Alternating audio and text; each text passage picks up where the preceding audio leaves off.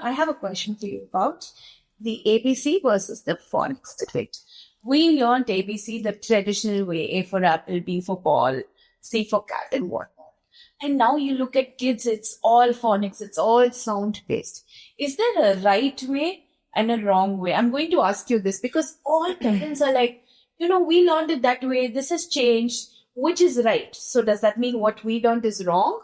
Or is there no right way? What is the answer? And then we also are able to read in, right? Yeah. So there are two ways to look at it. There are two approaches. One is the language approach and one is the phonic approach. The language approach answers the question that you had initially. What is it to build early literacy skills? And language is what happens automatically. From the time the child is born, they're learning, they're listening to the parents talking, speaking, singing, all of that. So they need the language comprehension. Actually, that is automatic.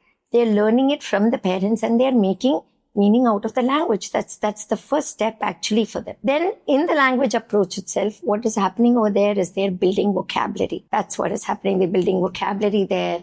They're learning so many concepts there. They're learning comprehension. When you're talking to them, they're understanding what you're talking about and also they're giving back an answer. So that is the language approach. But simultaneously, once they have to start reading, then you're looking at alphabets, which are A, B, C, D, which is completely invented. It doesn't come automatically. You're learning it. You're looking at those symbols and you have to make meaning out of it. That's where comes the symbol and the sound of it there. And that is the phonics approach. So once they start reading, the phonics approach helps them to be able to look at letters and the sounds they make and then be able to correlate them together and understand and then to slowly decode. So I would say both of these are required. You need a language approach and the phonics approach. So in the phonics approach, would you still recommend that they learn ABC or just go with the sound? Absolutely. You have to learn your ABC. You have to identify the letters. That's the first step. That's news to me. Yeah, of course. Like the capital A, B, C. Oh, yes. Essential. Yeah, that's how you start the song. A, B, C, D, the song consonant sounds actually are the first ones you start with. So, cat. Yeah, understanding that there are 26 letters in the alphabet and knowing the name of the letter, you have to know the name of the letter and then associate it with the sound that it And there are 46 or 48 types of sounds. There's what combinations make, So they have to know the alphabet first. So when you say know the alphabet, so in phonics, you have the capital letter and you have the sound, which is typically the smaller letter. Right? So you're saying they have to know both at the same time? That is explicit and systematic teaching of it. Yeah. So that doesn't happen like how the kids are learning language when you're speaking to them. It doesn't happen that way. You need to teach it to them. You need to give them explicit instruction as to what the sound, this alphabet makes this sound. So that's how you start. So the phonemic to begin with, when you're speaking to the kids, they're learning the language, but they're listening to also all the sounds in the language that you speak, which is the phonemic awareness. Mm-hmm. And that is very important. That's the basic foundation. Then comes phonics. That is where you're explicitly teaching them the letters and the sound correlation. Then, of course, you're teaching them how to blend the sounds together and all different word patterns in it. And based on that, the kids are able to make meaning out of what they know from language as well as the phonics. So I would say a balance of both, right, is most important. The question we have as teachers is most of it here is in small letters. The only place where you use the capital letter is for the start of the sentence or for a proper noun. So does it make sense to start off with only the sounds first and then somehow automatically they gain knowledge of the letters, or they should be taught the letters along with this? So there is one thought, and I haven't gone very deep into it, that why do we teach kids capital A, B, C, D all the way through, and then we go to the lowercase, because most of the writing is done in lowercase. Right. Why are we not focusing on the lowercase?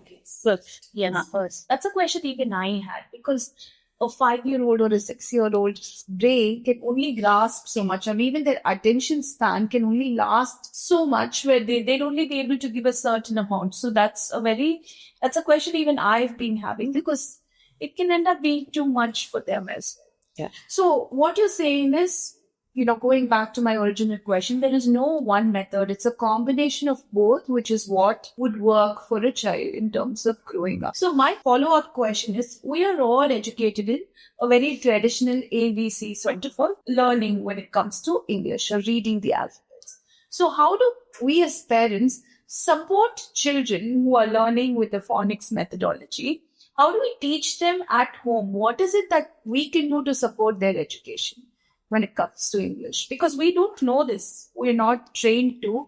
And I'm assuming as parents, if we tried to help, it would do more harm than good to try and teach them phonics, something we don't know well enough. So I think what parents should be doing is to build language, to talk to the kids all the time. And through those words, the kids are listening to sounds, right, of all. Now, if you're talking only about phonics being done in school and what can they do? Well, it is good to know a little bit about phonics, right? It is, doesn't do any harm. So a little bit of knowledge. There are a lot of YouTube videos, there are apps, and there are books that explicitly teach you what letter makes what sound.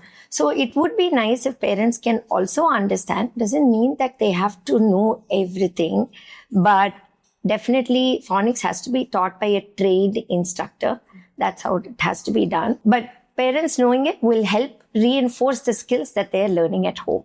At school. And they can do it through games. They can, you get those board games where you add the beginning sound and then you bring in the middle sound and then you make a word out of it. That's for a little older kids.